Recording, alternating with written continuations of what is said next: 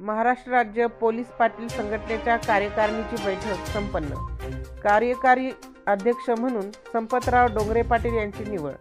Police Patil संघटनेचे राज्याचे अध्यक्ष बाळासाहेब शिंदे पाटील यांच्या अध्यक्षतेखाली तर उपाध्यक्ष भाऊसाहेब सापटे पाटील यांच्या उपस्थितीत संपन्न झाली। या बैठकीत लातूर जिल्ह्याचे जिल्हाध्यक्ष म्हणून उदगीर तालुक्याचे भालचंद्र शेळके पाटील यांची तर कार्याध्यक्ष म्हणून स्वरूपानंद पाटील, कार्यकारी अध्यक्ष म्हणून तीर्थक्षेत्र गोढाळगावचे संपतराव माधवराव डोंगरे पाटील, सचिव म्हणून फेसाटे पाटील यांची बिनविरोध निवड करण्यात आली।